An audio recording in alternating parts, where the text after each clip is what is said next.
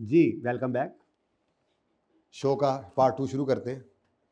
अच्छा जी, अब departmental FY distribution sheet बनानी है। क्वेश्चन 12 में देखें आप, रिक्वायरमेंट में वो कह रहा है सिंगल रेट भी निकालो और डिपार्टमेंटल ओवरहेड रेट भी निकालो, जिसमें वो कह रहा है मेंटेनेंस डिपार्टमेंट की कॉस्ट को एलोकेट कर दो on the basis of labour our, inspection की कॉस्ट को इंस्पेक्शन आवर की बेस पे, क्योंकि ये इंस्पेक्शन और मेंटेनेंस क्या होते हैं जी, सर्विस डिपार्टमेंट्स क्या होते हैं जी।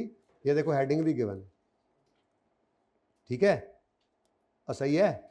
अच्छा, इसका मतलब हमारे ये 3 प्रोडक्शन डिपार्टमेंट्स हैं, तो अल्टीमेटली जब सारी कॉस्ट टोटल कर लेंगे ना, तो इनकी जो कॉस्ट आएंगी वो भी उधर ही एलोकेट कर देनी है हमने। ओके, उसके बाद वो कहता है फैब्रिकेशन डिपार्टमेंट ओवरहेड जो है उसकी बेस मशीन आर रखना, जबकि फॉस्फेट और पेंटिंग की लेबर आर्स।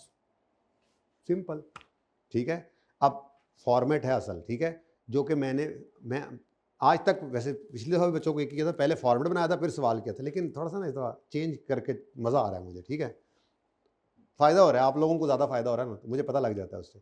तो पहले छोटा सा सवाल करते हैं, छोटा सा ही है क्योंकि जो फॉर्मेट है वो तो इससे भी बहुत बड़ा है। सवाल बहुत आसान होता है। Ternary engineering limited produces front end rear fenders of a motorcycle manufacturer, बड़ी मेहरबानी। It has 3 production departments and 2 service departments.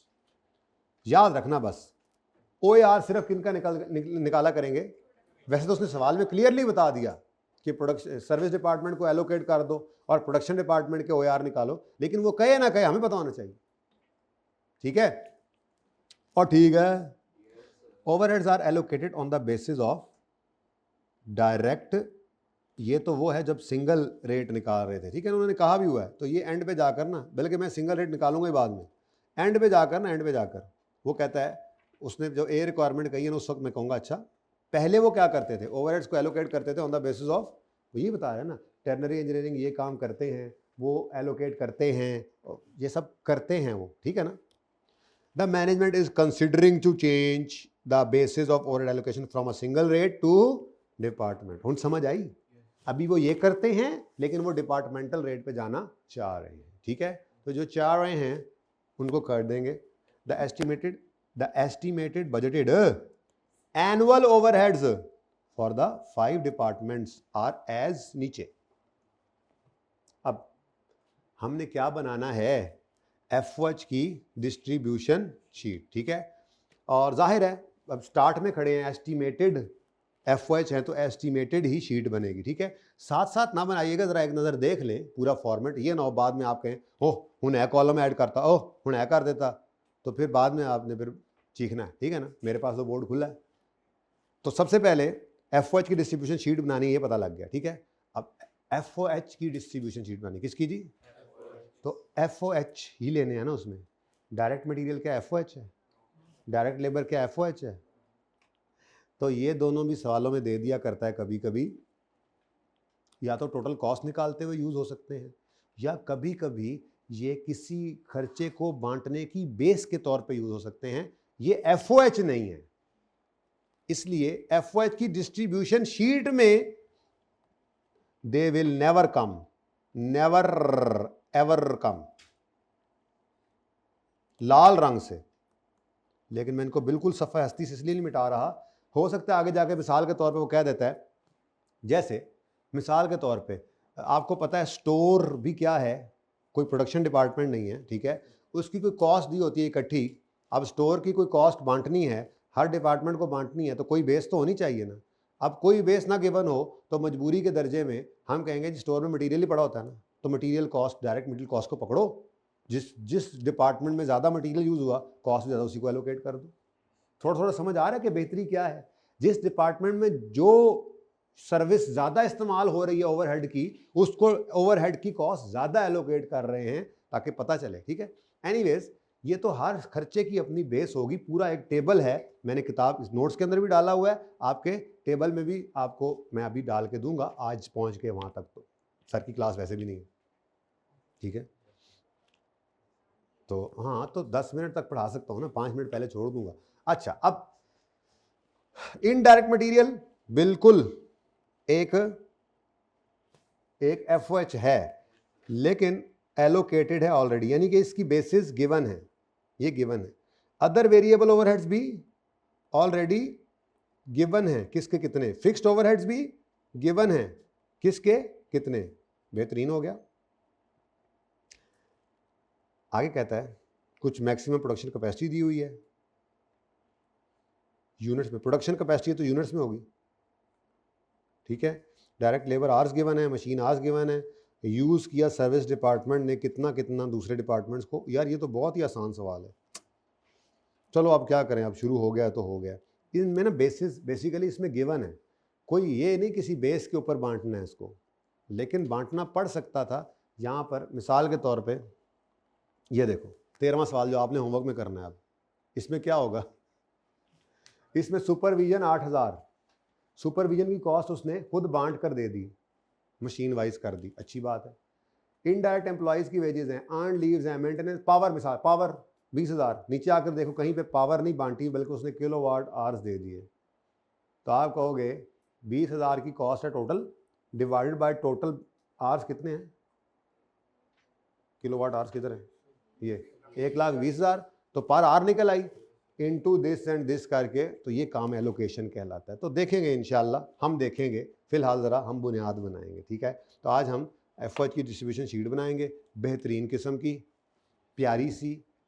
Question number 12 है, अटैम्प्ट कौन सी है इसकी, ऑटम 2008, क्वेश्चन 6, बजटेड एफओएच की डिस्ट्रीब्यूशन शीट।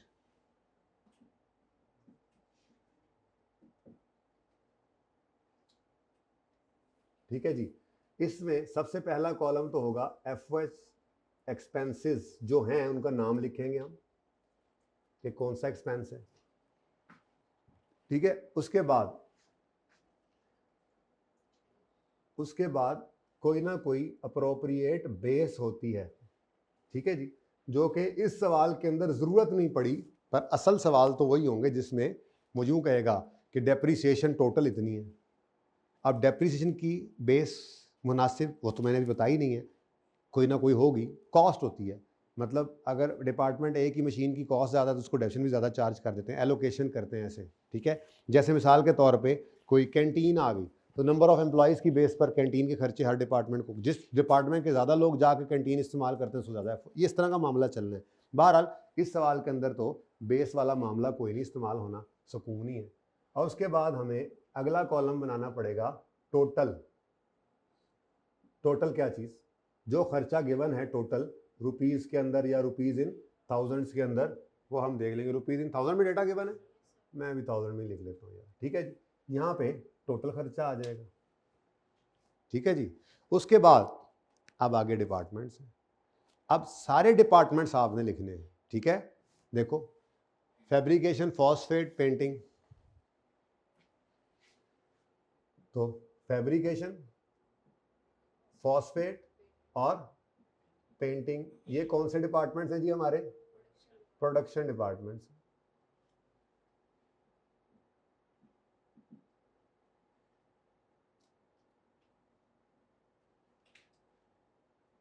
काम बड़ा आसान है, मेनू ओक है, थोड़ा सा फासला में रखने जरा।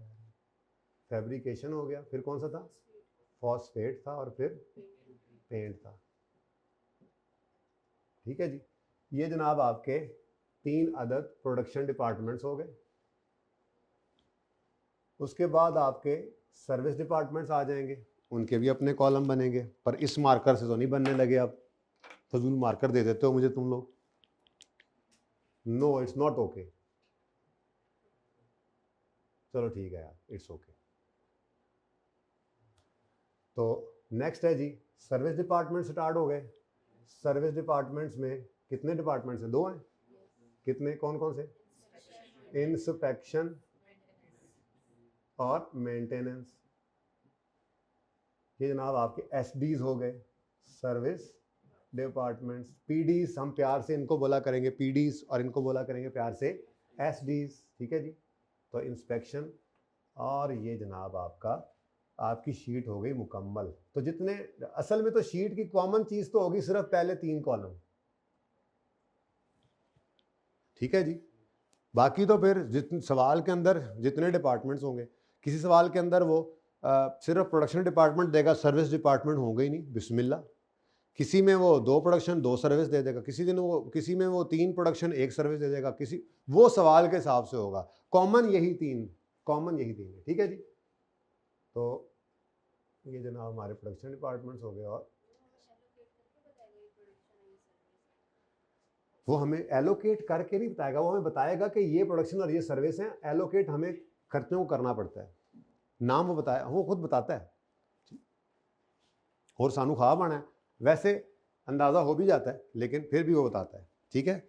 लो जी, काम तो ख़त्म हो गया। अब इतना फॉर्मेट आप बेशक बना लीजिएगा, आपको इजाज़त है। उधर रखें भाई, मोबाइल वाले भाई, आमिर भाई मोबाइल ले जाएं, एजाज भाई का ले जाएं और सर शाहिद के पास जाके जमा करवाएं।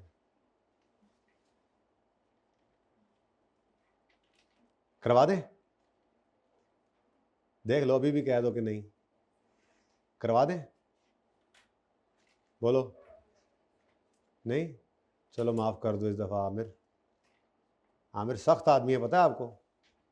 अच्छा जी, अब देखो भाई, डायरेक्ट मटेरियल, डायरेक्ट लेबर, ये तो FOH है ही नहीं ना, तो धोखा है, धोखा।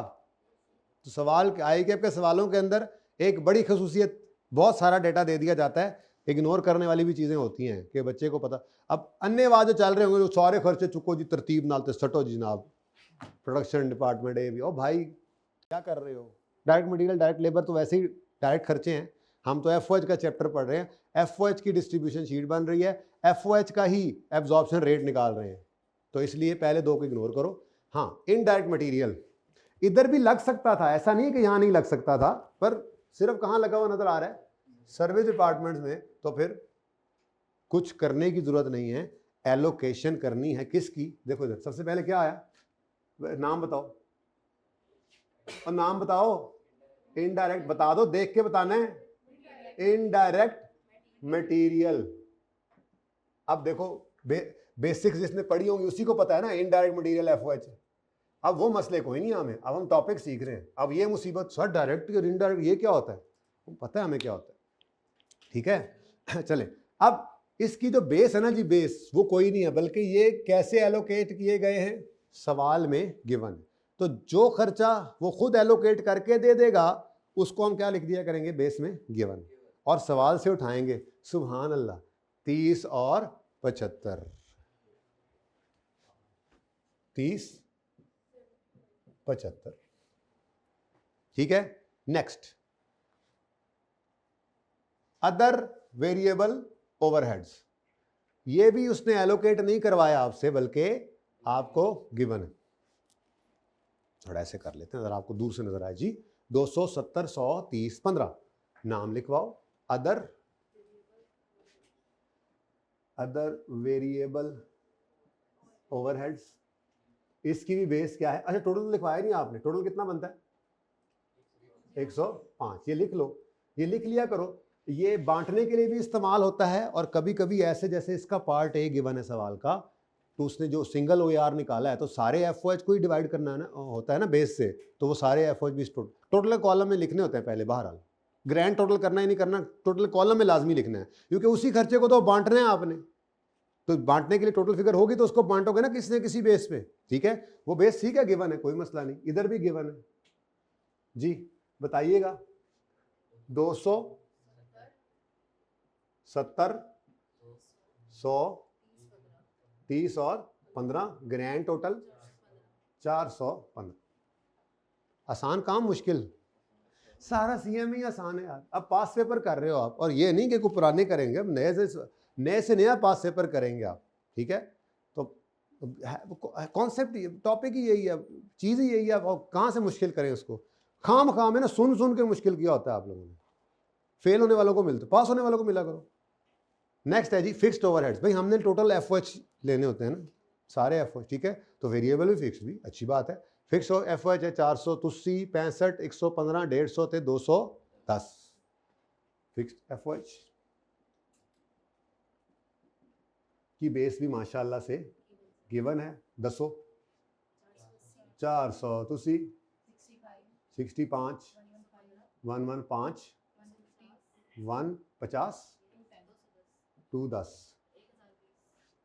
बच्चों तुसी दसो 1020 तू 10 ना बोला करें सर, तमीज से बोला करें। अच्छा भाई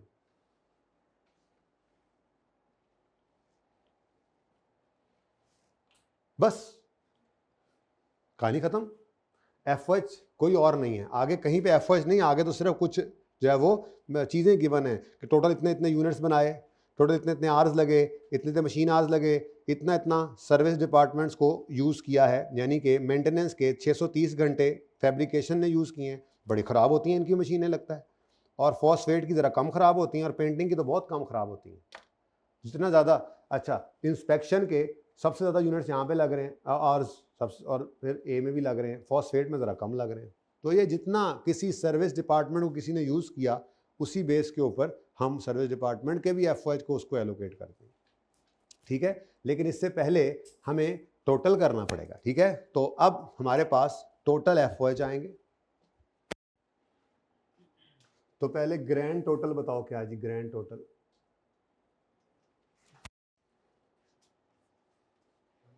बहुत औखा काम है लेना लाना जी। 15 सवाल में 1540 क्यों नहीं आ रहा? हाँ, कभी ये ना होते तो टोटल यहीं से भी उठा लेते, टोटल करना ना पड़ता। बहरहाल अब तो करना पड़ा। अच्छा जी, 683 135 215 210 अगे 10 300 310।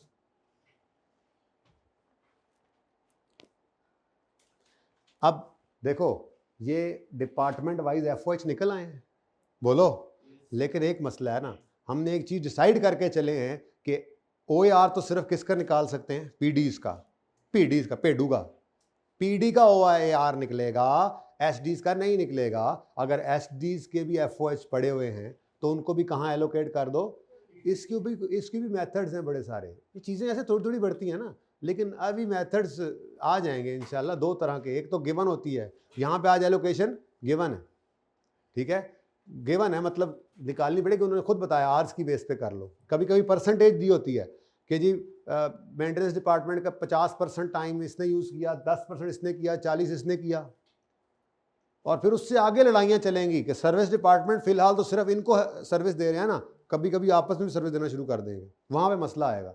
वो अभी दूर है, ठीक है ना। वो जब आप घर पे एक छुट्टी के साथ 2 छुट्टी मिला के जाएंगे ना ईद पे, उन दिनों में होना है वो काम, ठीक है। पहले बता रहा हूँ एडवांस, मैंने कोई स्पीड तेज़ नहीं करनी, कोई गाड़ी में गेयर ही है कि भाई हमारी, तो जो स्पीड है वो वही रहनी है। लेकिन जो मुझे सामने नज़र आ रहा है कि अगर इतने किलोमीटर फी घंटा की रफ्तार से अगर हम चलें तो इतनी तो मंजिल उस दिन इतनी होगी, उस जगह पे पहुंचे होंगे, तो वो मुझे यही नज़र आ रहा है, ठीक है ना।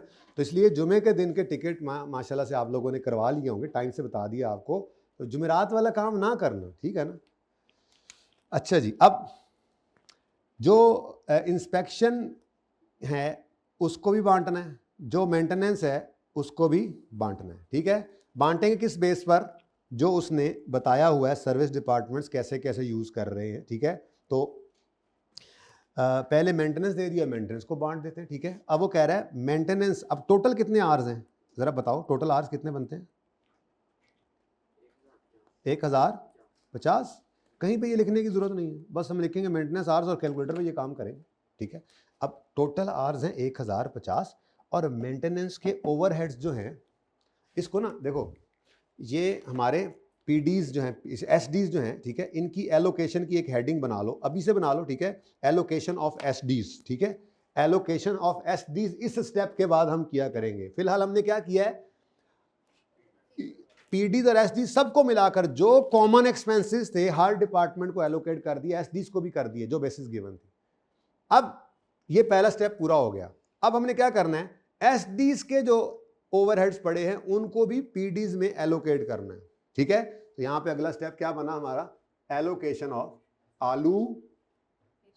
ऑफ एसडीज कर दूं, बस काफी है इतनी अंग्रेजी, ठीक है। तो एलोकेशन ऑफ एसडीज हम कर रहे हैं, ये हमारा जनाब तो इसको कहते हैं, मैंने लिखा नहीं, इसको कहते हैं प्राइमरी एलोकेशन। क्या कहते हैं जी? इसको क्या कहते हैं जी? प्राइमरी। आप लोग बड़े तेज हैं, आप लोग ऐसी बात स्टार लगा के फौरन लिख लेते हैं, बड़े तेज हैं आप लोग, ठीक है। तो ये क्या कहलाती है जी? Primary allocation. मैं ही लिख देता हूं, जितने को तेज आप लोग हैं ना। प्राइमरी एलोकेशन इसको कहते हैं जिसमें आपने एफओएच को सारे डिपार्टमेंट्स को बांटा, और ये जो आप काम करते हैं यहां पर, ठीक है, एलोकेशन ऑफ एसडीज, इसको कहा जाता है सेकेंडरी एलोकेशन। क्या कहा जाता है जी? सेकेंडरी एलोकेशन, ठीक है। अब पहले क्या चीज है जी? मेंटेनेंस। मेंटेनेंस डिपार्टमेंट जो है, मेंटेनेंस डिपार्टमेंट की कॉस्ट आपने किस बेस पर बांटनी है? मेंटेनेंस। अच्छा, वो लेबर आवर्स कौन से होंगे? ये वाले direct labour hours. Direct labour hours तो भाई प्रोडक्शन में इन्वॉल्व है ना। मेंटेनेंस वाले मुलाजमों के, मेंटेनेंस वाले जो लोग बैठे हैं उनकी अपने आवर्स उन्होंने बता दिए हैं। मेंटेनेंस के लेबर आवर्स ये हैं, यानी कि जो मेंटेनेंस डिपार्टमेंट में हमने मैकेनिक, मिस्त्री, मजदूर बिठाए हुए थे, वो जब जब कोई मशीन कहीं किसी डिपार्टमेंट में खराब होती है वहां जाते हैं, तो ये पूरे साल के अंदर फैब्रिकेशन में 630 घंटे काम किया मेंटेनेंस वाली लेबर ने। इसका प्रोडक्शन वाले लेबर से कोई ताल्लुक नहीं है, ठीक है। तो मेंटेनेंस आवर्स है, ये क्या है जी? Labour hours. ये कौन से लेबर आवर्स हैं? Maintenance labour hours. तो मेंटेनेंस आवर्स बोले ज्यादा बेहतर है, लेबर को निकालने बीच में से, मेंटेनेंस आवर्स, ठीक है। तो इसकी बेस क्या है जी हमारे पास? Maintenance hours. मैं मेंटेनेंस आवर्स लिख रहा हूं, असल में यही है लफ्ज, ठीक है। अब टोटल रुपीज नहीं है, टोटल ये पड़ा हुआ है, इसको बांटना है, ठीक है। ये इधर देखो जरा, 300 यहां से निकाल लो, यहां से निकल गया तो ये 0 हो गया, बोलो। अब इसको किस बेस पे बांटना है? मेंटेनेंस आवर्स की बेस पर। अब जरा अपने अपने कैलकुलेटर्स निकालो। 300,000 है वैसे तो, डिवाइडेड बाय, अब टोटल मेंटेनेंस आवर्स कितने हैं? 1050। 1050। तो जब आपने कैलकुलेटर पे एक बार 1050 कर लिया ना, तो ये पर मेंटेनेंस आवर आपकी कॉस्ट निकल आई है, ठीक है। अब इसको मल्टीप्लाई करना है आपने, ये देखो 630 से, जो आंसर आना है उसको आपने फैब्रिकेशन में लिख देना है। फिर आपने कैलकुलेटर के ऊपर वाला बटन दबाना है और सिर्फ 630 को जाके रिप्लेस कर देना है, बाकी वही लिखा रहे, ठीक है ना। सिर्फ 630 को जाके 273 से। ये कैलकुलेटर तेजी से काम करेगा पेपर के अंदर, इसलिए कह रहा हूं, ठीक है। कहो तो तीनों को बार बार कर देता हूं। ये इंटू क्या करोगे? 630। अब 3 लाख को अगर आपने 300 करना है ना जी, जैसे ये लिखा हुआ है, तो फिर माजरत के साथ आपको इधर भी 1.05 करना पड़ेगा और इधर भी 0.63 करना पड़ेगा। Answer would be same, check कर लो। इसका आंसर बताओ जरा मुझे। 1,00,000 में नहीं किया तो आंसर उधर 1000 में लिख लेना। और अगर ये काबू में है बात कि थाउजेंड्स में रुपीज लिए हैं, तो थाउजेंड्स में आवर्स ले लो। अगर ये काबू में आती है बात, तो आंसर इसका भी आएगा, पर आएगा 1000 में, चेक कर लो, ठीक है। मर्जी आपकी है, लेकिन ये एक बार लिखना है कैलकुलेटर पे और फिर ये इसको चेंज करते जाना है आपने हर दफा, ठीक है। ओके, तो 300 यहां से माइनस हुआ, फैब्रिकेशन में कितना? 180। ऐसे ही अब सिर्फ आपने कैलकुलेटर पे 0.63 को, या जिन्होंने ये किया हुआ 630 को हटाना है और इसकी जगह क्या लिख देना है? 273। इक्वल का बटन दबाएं। ये समझ आ रही है कि कैलकुलेटर यूज करना सिखाऊं? इधर आ रही समझ? बड़ी मेहरबानी जी। 78। ऐसे ही एक मिनट, वो जो यहां पे 0.273 आपने लिखा है, नहीं, हाँ 0.27 जो आपने लिखा हुआ है उसको हटा के अब लिख लें 0.147। ये समझ आई क्या हो रहा है? क्या कर दूं? एक मिनट, हर बार आप क्या कर रहे हैं? ये समझ आ गया? ये जरा आसान है, जरा कम। अगली बार आपने क्या किया कैलकुलेटर पे? 300 डिवाइडेड बाय 1.05 पर मेंटेनेंस आर आ गया, इनटू फॉस्फेट के अंदर कितने आर्स? 273। 1000 में करें तो 0.27, आंसर आ गया 78, बच्चों ने बताया था, ठीक है। तीसरा, इसी तरह से फिर, तो मैंने ये कहा था कि आपने इसको ना कैलकुलेटर पे कॉमन रख लेना है, इसको नहीं छेड़ना, बस इसको चेंज करते जा रहे हैं। तीसरा पेंटिंग डिपार्टमेंट है, तो पेंटिंग डिपार्टमेंट के 147 आवर्स हैं, 1000 में करें तो 0.147, ये मैंने कहा था। अब ये डायरेक्ट किया करना, बड़े हो जाओ, इस बार बता दिया मैंने जी। नहीं, बस कर दिया मेंटेनेंस आवर्स जी। 42। और अगर बहुत आपका दिल कर रहा है वर्किंग में शो करने का तो यहाँ पे आप यूं कर सकते हैं, मैं वैसे करता नहीं होता लेकिन करना चाहें तो 300 डिवाइडेड बाय 1 पॉइंट कितना है 1.05 ये लिख कर ना मल्टीप्लाई बाय मेंटेनेंस आवर्स। ये तो गिवन है ना सवाल में, तो एक बार लिख दें आप, अगर लिखना ही है तो खामखा, जरूरत नहीं है वैसे, इतना काफी है। ठीक है जी, तो ये 300 जनाब यहां से खत्म हो गया। ठीक है जी, अब इस 210 की बारी है, इस 210 को भी यहां से निकालें और इसको एलोकेट करना है, इसको एलोकेट करना है किस बेस पर, इंस्पेक्शन आवर्स की बेस पर। तो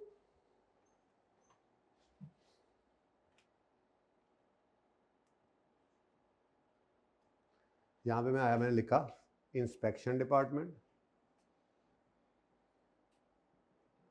अब इंस्पेक्शन डिपार्टमेंट के भी FOH है टोटल कितने 210। इनको आपने बांटना है और बांटना किस बेस पर है, इंस्पेक्शन आवर्स की बेस पर। यहां पे आपने बेस लिख दी, इंस्पेक्शन आवर्स पूरा लिख लेना बस पर्चे में। अब इंस्पेक्शन आवर्स टोटल कितने हैं, ज़बानी पता लग रहा है 3000।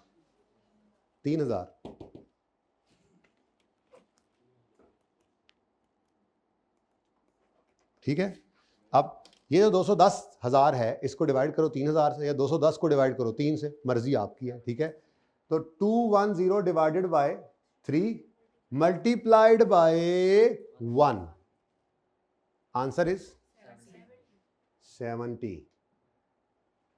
फिर उसी कैलकुलेटर के ऊपर आओ, जहां पे 1 लिखा था उसको घटा के 0.5 कर दो। समझ आ रही है, पक्की बात है। अच्छा जी, 35 और 105। ठीक है जी, तो ये जनाब आपका 210 भी गया। ठीक है,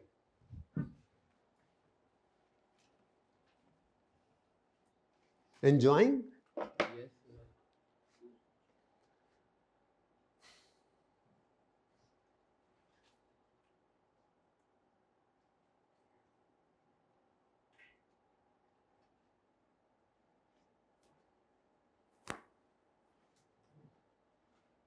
ले जी, अब इधर देखें, सबसे पहले इधर देखें, सबसे पहले इधर देखें सर्विस डिपार्टमेंट के साथ क्या हुआ। ठीक है जी, इनको आगे नहीं लेके जाना, बस इनकी कहानी यही खत्म। ठीक है, हाँ इधर से टोटल क्या बन गया 930 248 360।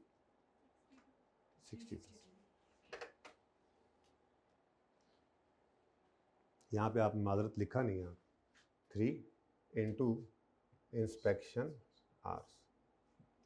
ठीक है जी, तो थोड़ा सा अब ये हमारे पास एलोकेटेड FOH आ गए। ठीक है जी,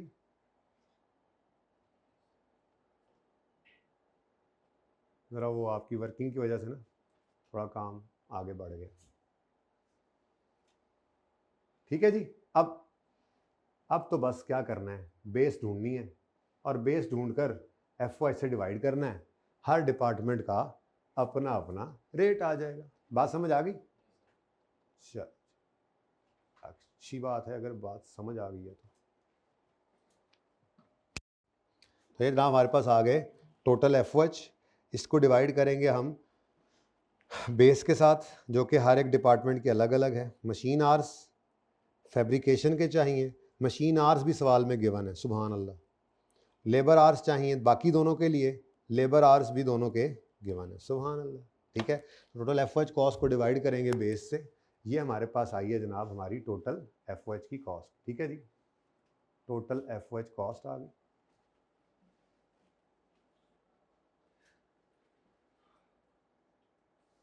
जमाइयाँ ले ले तू, अगला मुंह में चला जाना था बंदा तुम्हारे, खतरनाक आदमी।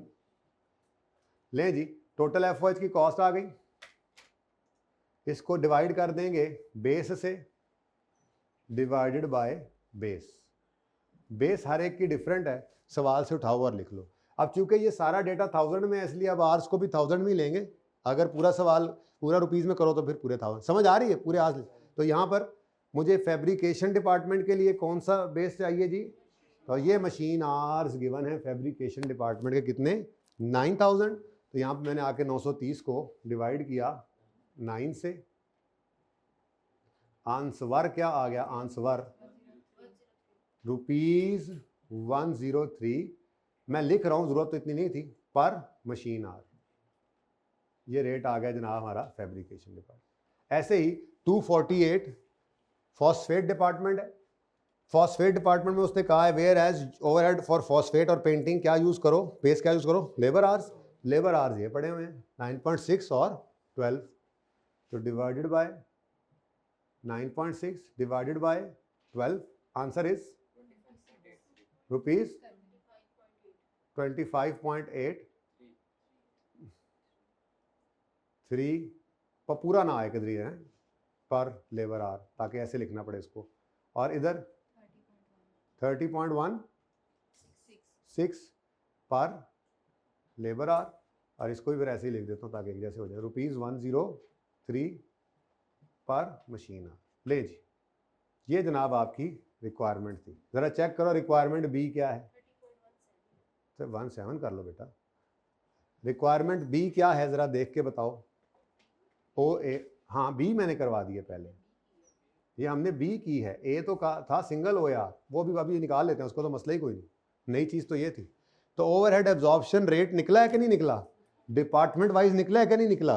अब इधर पढ़ो, compute departmental overhead absorption rate in accordance with following. Maintenance और इंस्पेक्शन के साथ ये करो और फिर ये वाली बेस यूज करो। काम खत्म। 10 नंबर का ये काम था, ठीक है।